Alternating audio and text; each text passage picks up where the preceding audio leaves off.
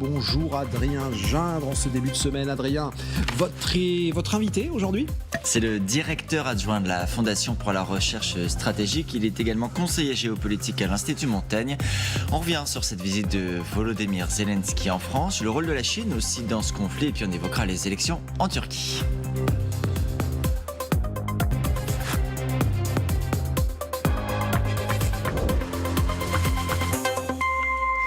Bonjour Bruno Tertrais. Bonjour. Merci beaucoup d'avoir accepté notre invitation. Vous êtes aussi l'auteur, vous avez dirigé l'Atlas militaire et stratégique aux éditions Autrement, deuxième édition. Je le disais donc, le président ukrainien à Paris hier soir, 3 heures d'entretien avec le président français. Et cette annonce dans la soirée, la France qui s'engage à former et équiper plusieurs bataillons avec des dizaines de véhicules blindés et de chars légers. Des annonces également pour la défense aérienne de l'Ukraine. Dès son arrivée en France, Volodymyr Zelensky, dans un tweet, disait « La pression sur la Russie s'intensifie ». Cette pression vous paraît-elle plus forte ce matin ? Oui, parce que la visite de Volodymyr Zelensky s'inscrit dans le contexte d'une tournée en Europe. Avec Berlin et Rome juste avant. Voilà, qui passe par Berlin et par Rome. Par Berlin, c'est important parce que autant la France était quand même très clairement du côté d'une assistance massive à l'Ukraine depuis quelques mois, autant Berlin, c'était pas aussi évident. Donc ce qui se passe du côté allemand est presque plus important que du côté français, car maintenant on peut vraiment dire que le chancelier Scholz et sa coalition ont décidé d'être beaucoup plus allants sur l'assistance militaire directe à l'Ukraine. Donc ce contexte, c'est une manière de montrer à Moscou aussi que ne cherchez pas les divisions entre alliés, entre Européens, nous sommes tous sur la même ligne, nous sommes tous alignés. Nous voulons la victoire de l'Ukraine, la défaite de la Russie, et nous allons faire ce qu'il faut pour cela.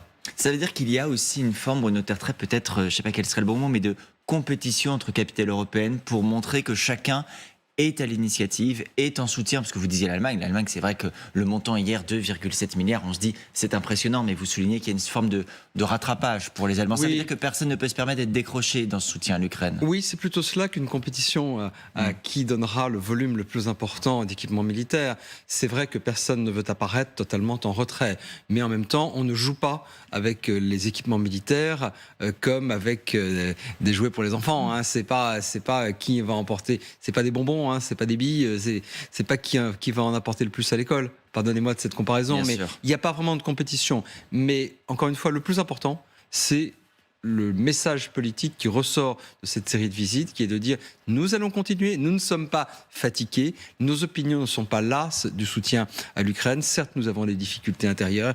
Emmanuel Macron, ça sera intéressant de voir comment il parlera ce soir de l'équilibre entre l'intérieur et l'extérieur, justement.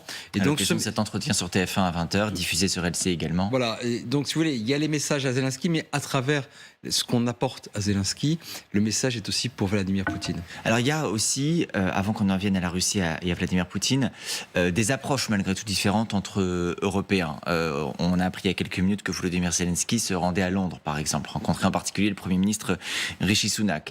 Les Anglais, plutôt, ont ouvert certaines portes. Je pense, par exemple, prenons le cas des avions. L'entourage du président ukrainien redit, encore hier, la question des avions de combat est une priorité pour l'Ukraine, en citant d'ailleurs un modèle, les F-16, modèle emblématique, occidental, américain. Hier, à l'issue de l'entretien à Paris, l'entourage du président français disait « la question est un peu prématurée ». Pourquoi les Européens, pour le moment en tout cas, ont-ils cette réticence de votre point de vue sur la question des avions ? Je veux dire, d'abord, c'est pas seulement les Européens, les Américains sont sur la même ligne. Là, pour le coup, il y a une sorte de connivence entre pays occidentaux qui dit nous ne voulons pas. Je veux dire, je pense que les Occidentaux ne veulent pas livrer d'avions de combat modernes. On livre, certes, les pays qui étaient anciennement dans le pacte de Varsovie livrent des matériels qui étaient j'allais dire des vieux matériels en stock. L'héritage soviétique, comme les MiG, par exemple. L'héritage soviétique, l'héritage du pacte de Varsovie. Mais les pays occidentaux ne veulent pas livrer des avions de combat modernes. Il y a 2 raisons. Une raison, on la connaît bien, une raison d'abord technique. Ça met énormément de temps de former un pilote ukrainien qui n'a jamais volé sur un F-16 ou sur et encore moins sur un Rafale, de leur apprendre à se servir de ces avions qui sont extrêmement perfectionnés, beaucoup plus perfectionnés que ceux que les avions dont on parlait à l'instant, qui sont l'héritage du pacte de Varsovie. Il y a une deuxième raison, je pense, même si on en parle moins, c'est que pour les pays occidentaux, l'idée de dire, d'abord, ces avions seront peut-être abattus. Vous voulez, ça ferait mauvais effet de voir un Mirage 2000 ou un F-16 abattu par la chasse russe par un pilote ukrainien qui aurait été formé trop rapidement. Et puis peut-être aussi le fait que tout simplement, quand on livre des avions de combat modernes, on donne le sentiment qu'on s'engage encore plus. Il peut y avoir aussi... Ce serait un signal d'escalade de votre point de vue. J'aime pas ce mot parce que, si vous voulez, ça pourrait être perçu par certains observateurs russes comme un engagement direct. C'en est pas un. Mais je vais vous donner un exemple historique. Pendant la guerre de Corée, il y avait des pilotes soviétiques qui volaient sur des avions nord-coréens. Donc l'Union soviétique ne s'engageait pas directement, mais était quand même, dans les faits, du coup, partie au conflit. Alors, du côté de Moscou, où on a la mémoire longue, on pourrait se dire, mais après tout, ces avions qui volent, est-ce que c'est vraiment des pilotes ukrainiens? Vous voyez, donc, il y a toute une série d'enjeux politiques derrière la question militaire. Dernier point, on peut avoir un accident de parcours, on peut avoir un avion qui va un petit peu trop loin. Imaginez un Mirage 2000 ou un F-16 qui va un petit peu trop loin, au-delà de la frontière. Vous imaginez ce que ça pourrait, là, pour le coup... donné comme risque en termes d'escalade possible. Voilà, c'est toutes ces raisons... Même si les Ukrainiens, jusqu'ici, Bruno Tertrais, en tout cas pour les autres équipements, ont veillé à ne pas attaquer directement en territoire russe avec l'armement occidental. Dire l'armement occidental, il sert sur le territoire ukrainien. Bien sûr. Ce que je suis en train de vous expliquer, c'est que derrière cette question des avions, qui est finalement un petit peu secondaire, même si on en reparlera si la guerre dure très longtemps, parce que malheureusement c'est possible, il y a en fait une série d'arguments militaires et politiques pour expliquer que c'est pas vraiment d'actualité. Mais la durée que vous venez d'évoquer, c'est très important. Hier, sur ce plateau, je recevais le commissaire européen Thierry Breton. Il s'est mobilisé, lui, au niveau européen, pour qu'on renforce notre production d'obus, avec un objectif qui est, dans un an, être capable de produire 1 million d'obus, à la fois pour reconstituer nos stocks et pour aussi, bien sûr, aider l'Ukraine. Vous rappeliez-vous à l'instant que former des pilotes, ça prend du temps.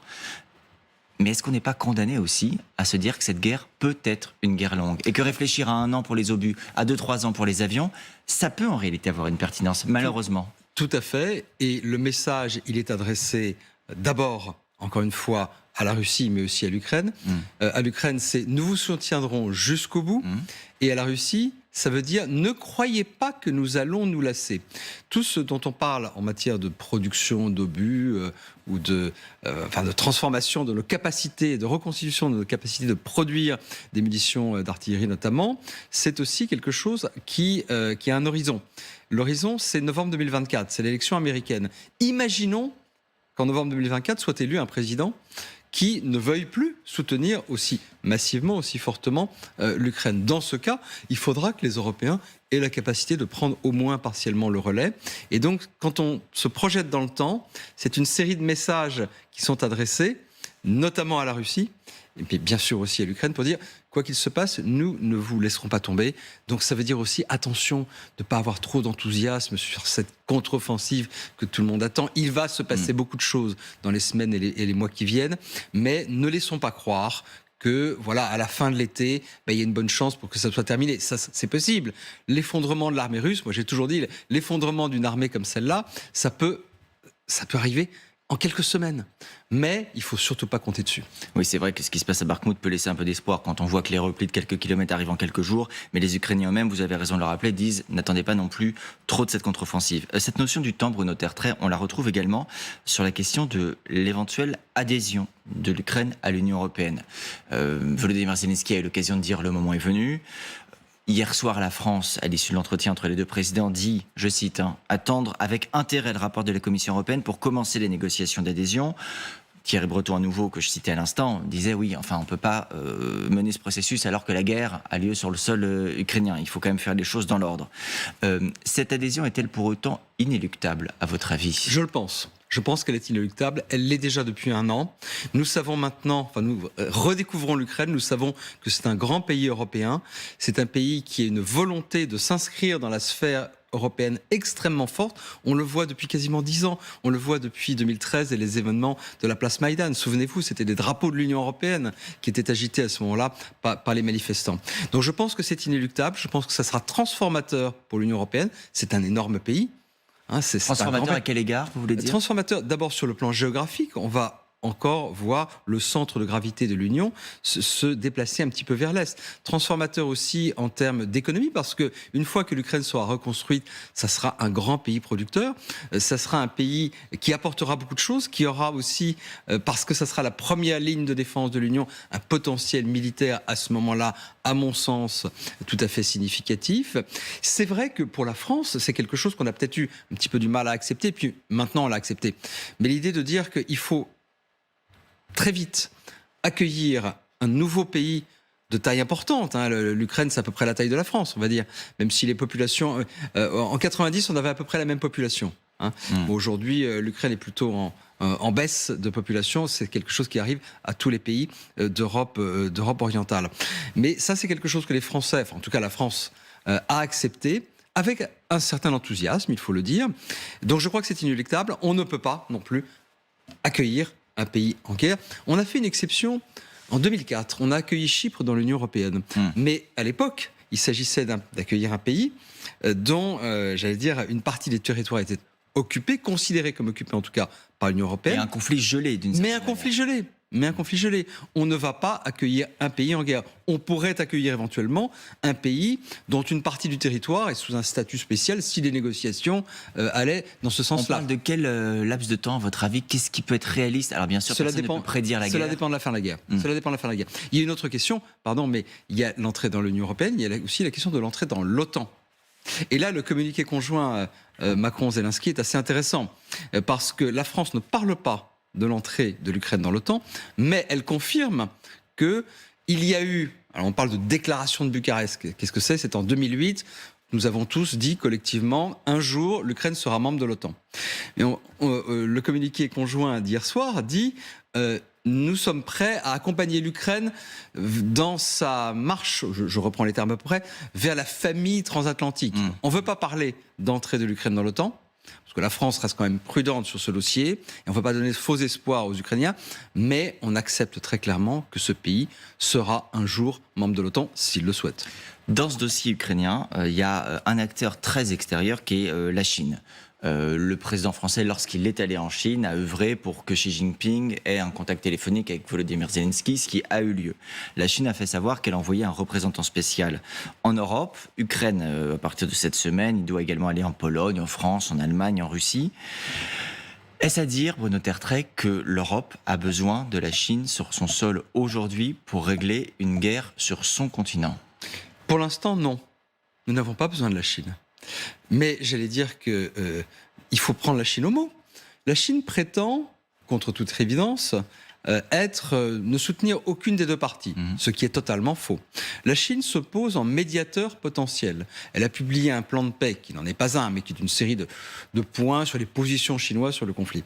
La Chine dit, moi je peux faire quelque chose, mais on lui dit, mais allez-y, tentez le coup. D'ailleurs, commencez par appeler Volodymyr Zelensky, puisque vous ne l'avez pas appelé depuis 1 an et demi. Donc commençons par là. Une forme de défi, vous voulez dire? C'est une forme de défi. Il me semble qu'Emmanuel Macron, en Chine, a envoyé un petit peu trop de messages positifs sur le thème « Nous comptons beaucoup sur la Chine ». J'espère qu'il n'y croit pas trop. J'espère qu'il n'est pas naïf. Je ne pense pas qu'il le soit. Mais plus nous donnons à la Chine le sentiment que nous comptons sur elle, plus ça renforce la Chine dans sa propre conscience d'être un pays indispensable. Donc voilà, on n'a pas forcément besoin de la Chine, mais si jamais la Chine arrivait à un résultat, mais tant mieux. Mais tant mieux. Le défi est donc lancé, on verra la manière dont les choses se déroulent. Dans les propos d'Emmanuel Macron qui ont été très commentés, il y avait aussi cette notion de garantie de sécurité. Alors, il l'avait d'abord appliqué à la Russie, on va dire que ce langage-là a été oublié. Il y revient dans une interview à nos confrères de l'Opinion. Je vais citer la phrase en l'occurrence. Il dit « C'est à nous de voir comment préparer la question des garanties de sécurité, des négociations qu'il y aura immanquablement. J'ai toujours dit qu'à terme, estime le président français, l'architecture de sécurité européenne devra pleinement sécuriser l'Ukraine de demain, il parle bien de la sécurité de l'Ukraine cette fois, mais elle devra concevoir une non-confrontation avec la Russie et rebâtir des équilibres soutenables. Comment faire? Comment est-ce qu'on sécurise l'Ukraine et on conçoit à la fois une non-confrontation avec la Russie, à votre avis? Il est têtu, le président de la République, parce que c'est vrai qu'il n'y a plus d'ambiguïté dans son soutien à l'Ukraine. Il faut le dire très clairement. Aujourd'hui, quand on voit ce qui s'est passé hier soir, il n'y a plus l'épaisseur d'une feuille de papier à cigarette entre la France et les autres pays. Mais il remet quand même une pièce dans la machine en disant, bon, c'est très bien, il faut garantir la sécurité de l'Ukraine, c'est le plus important, mais il faut aussi être sûr qu'avec la Russie, ça se passera bien. Et ça reste un langage qui est très difficilement audible aujourd'hui, non seulement à Kiev, mais aussi à Varsovie, à Tallinn ou à Riga, parce que ça veut dire qu'on a l'air de considérer qu'il faut aussi prendre en compte les intérêts de sécurité légitimes de la Russie. Mais aujourd'hui, avec cette guerre d'agression, parler d'intérêts de sécurité légitimes de la Russie, c'est impossible, c'est inaudible. Donc peut-être pense-t-il très loin à l'avenir, peut-être imagine-t-il une Russie qui ne serait plus un pays agressif, et dans ce cas-là, tant mieux. Je pense que c'est le cas, mais c'est un peu à contretemps d'évoquer ce genre de sujet. C'est ni audible de Kiev, ni pertinent de votre point de vue? Parce que ça peut être inaudible aujourd'hui, mais pertinent à long terme. C'est peut-être pertinent à long terme, avec une autre Russie, disons une Russie qui n'est plus gouvernée par Vladimir Poutine. Aucune paix, aucun arrangement, aucune architecture ne sera possible avec Vladimir Poutine. Et ça, Emmanuel Macron le sait très bien. Lui, son point consiste à dire, la géographie est ce qu'elle est, la Russie sera toujours notre voisin, donc il faut trouver, j'allais dire, une sorte d'accommodement. Je ne dis pas qu'il a totalement tort, je dis juste que, encore une fois, lorsqu'il évoque ce type de sujet, même si c'est visionnaire à très long terme, c'est à contretemps. Il développe également l'idée, le président français, d'une autonomie stratégique européenne. C'était son terme il y a quelque temps. Même chose, là, chez nos confrères, il y revient. En parlant de puissance d'équilibre, il dit l'Europe, la France au premier chef, a vocation à être une puissance d'équilibre, de solution, avec évidemment un allié, il le rappelle, que sont les États-Unis d'Amérique, mais qui sait aussi construire des solutions multilatérales avec les Chinois. Est-ce que vous croyez, vous, à cette position d'équilibre, cette puissance d'équilibre, cette autonomie stratégique européenne? Il y a deux choses différentes. L'autonomie stratégique, ce n'est pas un langage français, c'est un langage européen. Nous en parlons, nous Français, tout le temps, mais c'est une idée. L'idée d'être moins dépendante non seulement des États-Unis, mais aussi de la Russie ou de la Chine, c'est une idée qui fait partie du corpus européen. C'est pas seulement une idée française. Et ça joue dans tous les domaines, la défense, l'énergie, les semi-conducteurs, ça joue dans tous ces domaines-là. Sur la question de la Chine, encore une fois, il ne faut pas être naïf avec la Chine. Le fait de dire nous avons besoin de la Chine pour régler les grands problèmes du monde, comme par exemple la lutte contre le réchauffement climatique, certes, on peut le dire comme cela, mais tous ceux qui connaissent un petit peu le régime chinois savent que la Chine ne fera jamais rien qui n'est pas dans son propre intérêt national. Pourtant, c'est ce que dit le président français. Il dit il n'y a pas de réponse au climat sans les Chinois, il n'y a pas de réponse à la biodiversité sans les Chinois. Mais c'est vrai. Mais ça n'est pas une raison pour donner quoi que ce soit aux Chinois, pour espérer en retour qu'ils puissent nous aider pour quelque chose qui relève de la défense du bien commun. Qu'il s'agisse de la biodiversité ou du climat de la planète, c'est un bien commun. Donc nous n'avons pas de raison d'être généreux avec les Chinois pour leur demander, s'il vous plaît, de nous aider pour le climat et la biodiversité. En fait, si je vous comprends bien, Bruno Tertrais, vous nous dites, ne croyons pas que les Russes, que les Chinois vont par un dialogue nourri, intelligent, nous donner des choses en retour. C'est exactement cela. Et je vous remercie de cette réponse, parce que finalement, vous mettez le doigt sur ce qui est un petit peu un problème du langage diplomatique français en général et des présidents français depuis le général de Gaulle. Nous nous imaginons souvent que la magie du verbe présidentiel, quel que soit le président, le fait que nous soyons la France, un membre permanent du Conseil de sécurité, puissance nucléaire, etc., suffit à nous donner une force de persuasion qui ferait que des États comme la Russie et la Chine vont commencer à faire des choses ou prendre des positions qui ne sont pas exactement la défense de leurs intérêts nationaux. Je n'y crois pas du tout, mais l'idée de ce verbe performatif, comme on dit de manière un peu intellectuelle, de la part des présidents français, c'est quelque chose qui est très ancré dans notre culture politique, et je crois que parfois nous nous faisons un tout petit peu des illusions sur ce que nous pouvons faire seuls. Aujourd'hui, il y a également un agenda économique pour le président de la République. Il reçoit à Versailles, dans le cadre de Choose France, plus de 200 investisseurs étrangers. Il va d'ailleurs s'entretenir ce matin à l'Élysée avec Elon Musk, qui sera ensuite reçu par Bruno Le Maire. Il y a des investisseurs de tout pays. Est-ce que là, vous y voyez une question économique, l'attractivité, c'est l'emploi, très bien, ou est-ce qu'il y a aussi une dimension stratégique? Les deux sujets sont-ils liés ou déliés? Ils sont liés. D'abord, vous avez raison de le rappeler, c'est quand même une vraie réussite d'Emmanuel Macron d'avoir réussi, par ses sommets, par ses propres initiatives, là pour le coup, à faire de la France un pays extrêmement attractif pour l'investissement étranger, en dépit d'un contexte qui, parfois, en regardant l'actualité sur les chaînes d'information, peut paraître, vu de l'étranger, comme extrêmement troublé. Donc ça, c'est une vraie réussite. Même les agences de notation comme Fitch en viennent à dire que le climat social en France est un problème. Absolument, absolument. Alors, ce qui est intéressant, c'est que quand on regarde le type d'investissement et les pays qui investissent, c'est plutôt des pays amicaux. Mais quand on regarde ce qu'a essayé de faire la Chine en Europe depuis quelques années, on voit que ce sont des investissements qui sont un petit peu trop souvent dans des domaines, j'allais dire, intéressants pour les Chinois, y compris en termes de captation de savoir-faire, d'information. Et ça, on est beaucoup plus méfiant aujourd'hui. Oui, l'investissement est une question stratégique, mais c'est quand même pas la même chose quand vous avez l'Allemagne qui investit en France et la Chine qui souhaite investir en France. On est évidemment beaucoup plus regardant aujourd'hui lorsqu'un pays comme la Chine investit chez nous. C'est tout à fait normal. Mais vous avez raison, ces questions sont forcément liées. Je voudrais qu'on en vienne, Bruno Tertrais, au scrutin en Turquie. Hier, c'était une journée d'élection législative, premier tour de la présidentielle. J'insiste sur ce premier tour, parce que les résultats sont d'une part encore provisoires, ils doivent être précisés, mais on semble comme s'acheminer vers un deuxième tour pour la présidentielle qui aurait lieu dans ce cas-là le 28 mai. Le président sortant, Recep Tayyip Erdogan, est quand même en tête, c'était pas une évidence, est quand même le mieux placé aujourd'hui. Que nous disent, de votre point de vue, ces premiers résultats? Quelles conclusions peut-on en tirer pour le moment? Que, vu d'Europe, il ne faut pas prendre nos désirs pour des réalités. Il ne faut pas penser que la dérive autoritaire d'Erdogan, avec tout ce qu'elle a comme conséquence, y compris dans notre pays, avec l'agitation d'une certaine forme d'islam politique, pas forcément compatible avec la République, qui est en partie d'origine turque, soyons clairs. Mais il ne faut pas prendre nos désirs pour des réalités. Cette dérive autoritaire, elle est tout à fait acceptée par un grand nombre de Turcs. Et que la Turquie que nous aimons, la Turquie qui nous fait rêver, c'est pas forcément la vraie Turquie. Erdogan reste extrêmement populaire. Le simple fait qu'il y ait, aujourd'hui, il n'y ait pas eu de véritablement d'équilibre entre les deux candidatures principales, Erdogan et Kılıçdaroğlu, ça veut dire que Erdogan, il a encore la confiance de quasiment la moitié au moins du peuple turc, parce que le taux de participation est exceptionnel. C'est une dérive autoritaire, mais ça reste quand même une démocratie très imparfaite, mais une démocratie.